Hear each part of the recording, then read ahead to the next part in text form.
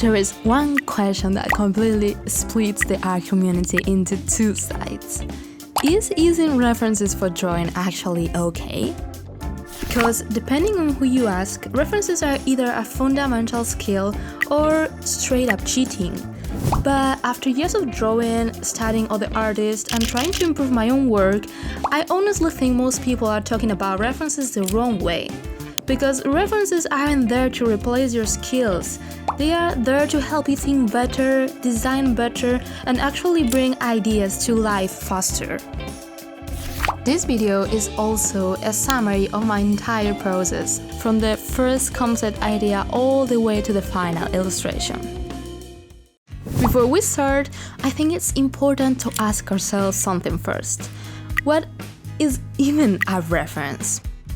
A reference is basically any image, object, or resource you use to create your art. It can be a photo, a mannequin, your own hand, sculpture, a 3D model, or even another drawing. The important thing here is understanding the difference between using references and straight-up copying.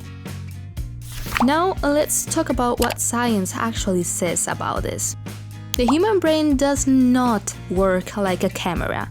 When you try to draw something purely from memory, like a hand for example, your brain creates a simplified version of that object.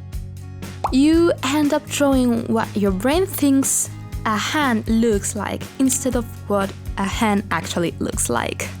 And that's completely normal. But sometimes it doesn't lead to the result you want. Which is exactly why references are so important. Even professional animation and video game studios use references constantly. In animation production, artists literally record videos of themselves acting out poses to use as references later. It's a part of the pipeline. Concept artists also have entire folders full of references organized by category. Materials, lighting, architecture, clothing, facial expressions. So, if someone ever told you that using references is cheating, you can send them this video.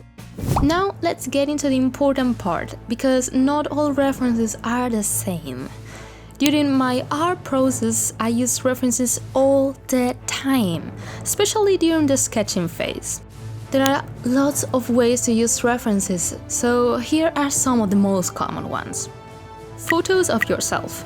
You take a picture in the pose you need and use it as a guide.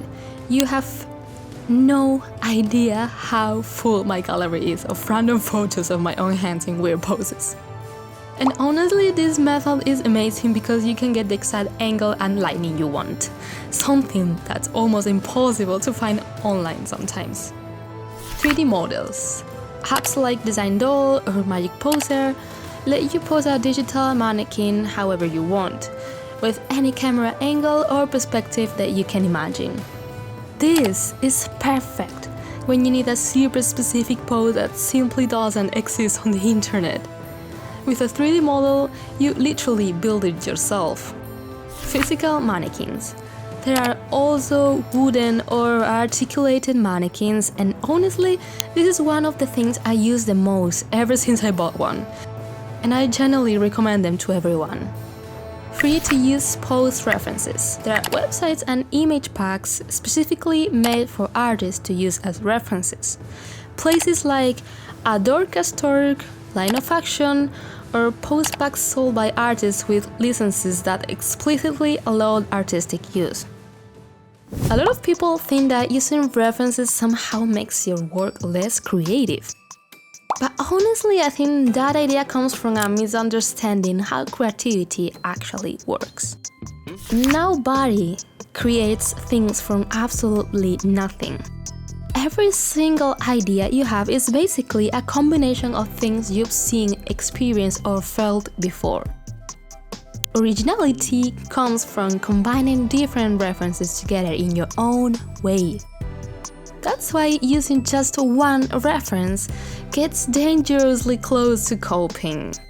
But using multiple references pushes you away from copying and closer to creating something unique. Let's say that you want to draw a character in a dynamic pose with a strong facial expression, a specific outfit, and a very particular color palette. If you try to find one single image that already has all of that, you're basically just looking for the drawing you're about to make.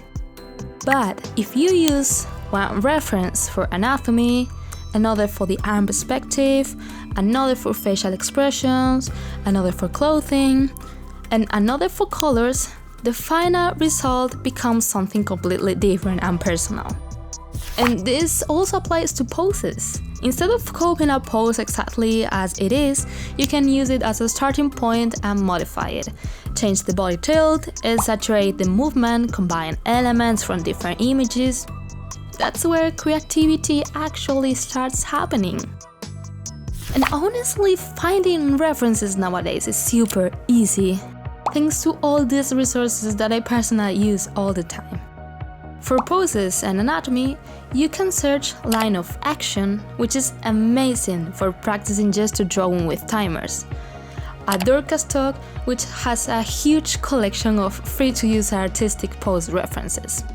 3D model apps like Design Doll, Magic Poser, or even Clip Studio Paint, which already includes integrated 3D models directly inside the program.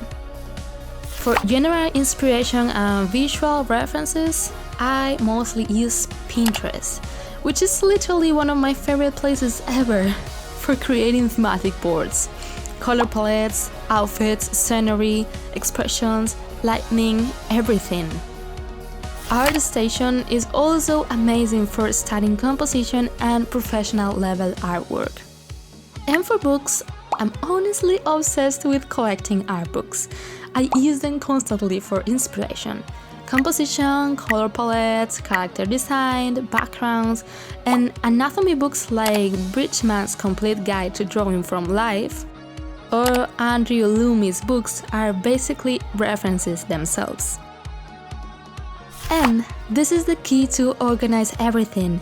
PureRef is my lifesaver. If you don't know PureRef, go download it right now. PureRef is a program that lets you create a floating reference board on top of any application. You can drag images in, organize them, resize them, group them by things. So while you're drawing in Photoshop or Clip Studio, you can see all your references all the time without constantly switching windows every 5 seconds and losing your sanity. For example, I have this giant chaotic mood board full of artworks from artists I admire because of their color, textures, composition, lighting, poses, storytelling. And whenever I want to draw something, I open that file and get truly inspired. For example, recently I made this illustration of my character Crystal, and my workflow looked something like this. First, I thought about the pose and the emotion I wanted the character to express. Then, I used my physical 3D mannequin to create the pose and took a bunch of photos as anatomy references. For the outfit, I already had my design ready, but I did need references for the skirt folds because those almost destroyed me mentally. And finally, for colors and lighting, I went through my giant mood board and picked a few references from there. As you can see, when you combine multiple references together, you create something that feels like your own instead of just copying one image. And finally, I want to end this video with something I think almost every artist has experienced at some point. There is the feeling of, I can see the image perfectly in my head, but I don't know how to put it onto paper. We've all felt that. You have the idea, you have the vision, but the moment you try to draw it, something just doesn't work.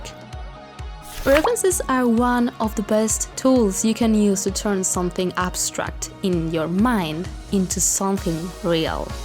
The reference gives you the technical information, but you are the one adding your style, your ideas, and your creativity.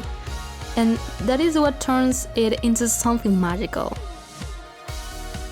If you enjoyed this video, Don't forget to subscribe and join our Discord server, our tiny little atelier full of artists and references that will hopefully help you during your own art journey.